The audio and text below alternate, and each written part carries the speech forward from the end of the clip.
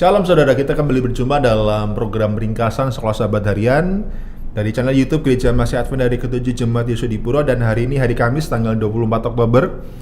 Dan pelajaran pada hari ini adalah berjudul Kesaksian Nikodemus. Kita berdoa terlebih dahulu.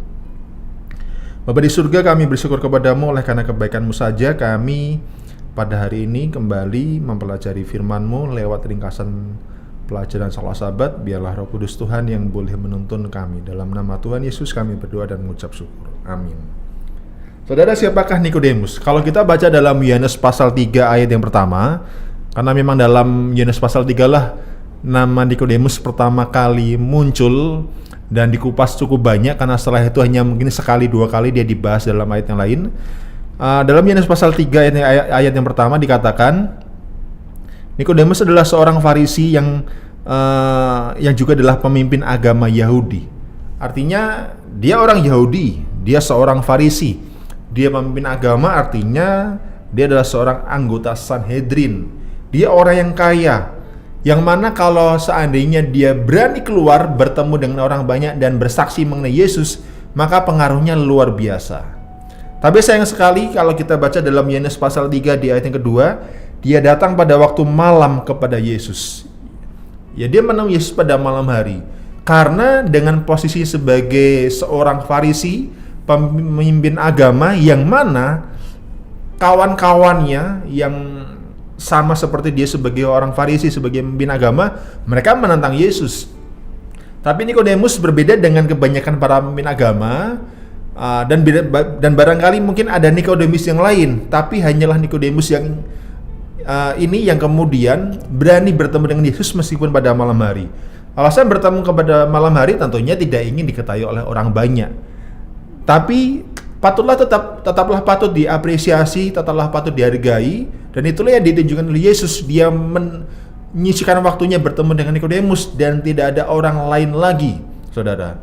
Dan apakah perkataan Nikodemus? Kalau kita baca kembali ayat yang kedua, saya lanjutkan, dan berkata, Rabi, kami tahu bahwa engkau datang sebagai guru yang diutus Allah, sebab tidak ada seorang pun yang dapat mengatakan tanda-tanda yang kau adakan itu jika Allah tidak menyertainya. Saudara, Nikodemus menyebut Yesus sebagai Rabi. Kalau kita baca di ayat yang ke-10, Nikodemus adalah seorang pengajar Israel, ya, karena dia memimpin agama orang Yahudi, maka tentunya dia adalah seorang pengajar agama. Tapi dia cukup rendah hati karena dia mau menyebut Yesus sebagai Rabi. Memang ada orang Farisi lain yang juga menyebut Yesus sebagai Rabi, sebagai guru, tapi seperti sebuah ejekan. Tapi sedangkan Nikodemus tidak, dia dengan tulus mengatakan Rabi. Dia cukup rendah hati, saudara. Dia mungkin terkesan dengan pengajaran Yesus, dia mungkin melihat bagaimana Yesus atau dia mendengar Yesus mengubah air menjadi anggur dalam Yohanes pasal 2 ketika di sebuah perkawinan di kota Kana. Atau mungkin ketika dia membersihkan bait suci dari bisnis-bisnis yang tidak seharusnya ada di bait suci dalam Yohanes pasal yang kedua. Dan dia terkesan, dan dia mengatakan, kalau kita baca ayat yang kedua tadi, engkau datang dengan satu tanda-tanda yang menunjukkan bahwa engkau datang dari Allah dan Allah menyertaimu. Saudara, kita lihat di sini, seandainya Nikodemus berani mengatakan itu kepada orang lain, sekali lagi, maka itu menjadi sebuah kesaksian yang besar. Tapi paling tidak, meskipun dia hanya mengatakan ini kepada Yesus dan dia datang pada malam hari dengan diam-diam, dia mengakui Yesus bahwa dengan semua tanda yang sudah dia lakukan, maka menunjukkan tidak mungkin kalau Yesus ini datang dengan kuasa manusia. Dia datang dari Allah dan Allah menyertai dia.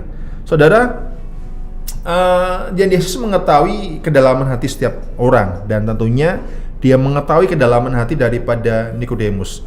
Respon Yesus kepada Nikodemus mungkin tampak tiba-tiba, tapi dia langsung kepada pokok permasalahan. Apakah pokok permasalahan yang dimasukkan di sini?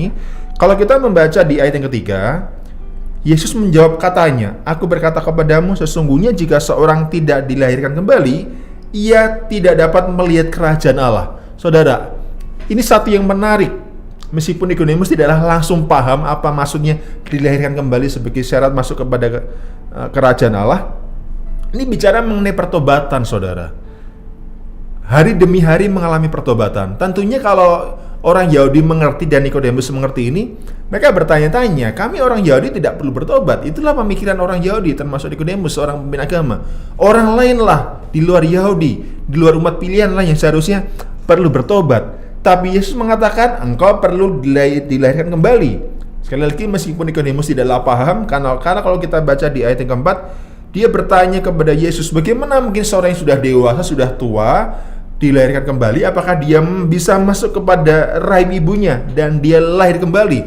Ya, dia tidak paham. Tapi kemudian Yesus menjelaskan, kalau kita baca ayat yang kelima, sesungguhnya jika seorang tidak dilahirkan dari air dan roh, dia tidak dapat masuk ke dalam kerajaan Allah. Dikatakan kalau seseorang tidak dilahirkan dari air dan roh, ketika dilahirkan dari air artinya baptisan. Ketika dilahirkan dari roh, saudara, Yesus mengatakan bahwa daging itu lemah, tapi roh adalah penurut. Artinya ketika dilahirkan dari roh, seseorang perlu memperbarui penurutan ketaatannya hari demi hari.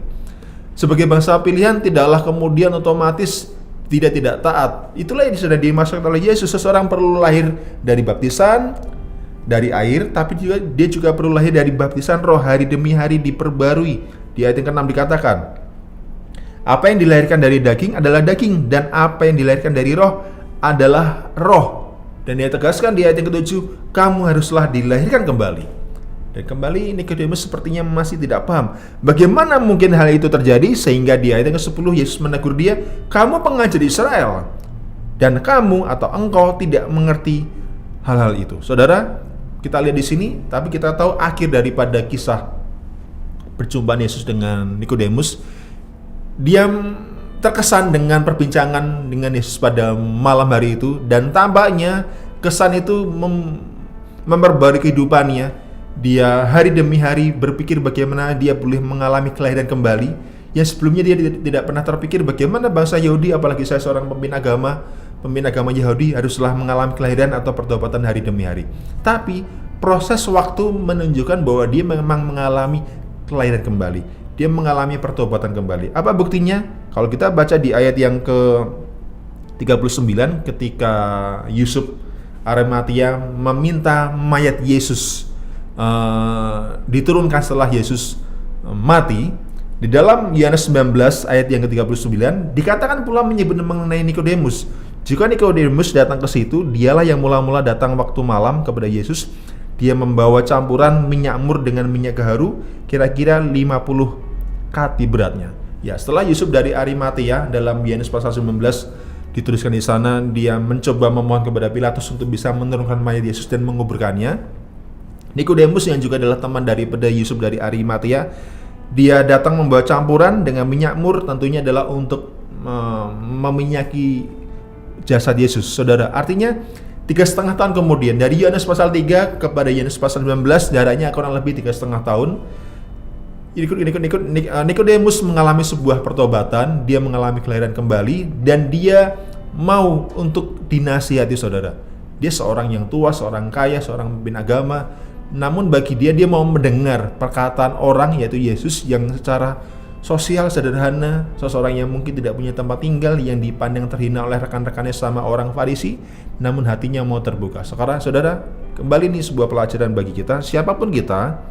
Apakah kita ada yang menduduki sebuah posisi seperti halnya Nikodemus, secara sosial terpandang seorang pemimpin agama, ataupun kita adalah orang yang dianggap sebagai kaum awam biasa, orang biasa, rakyat jelata, namun siapapun mereka perlu mengalami kelahiran kembali.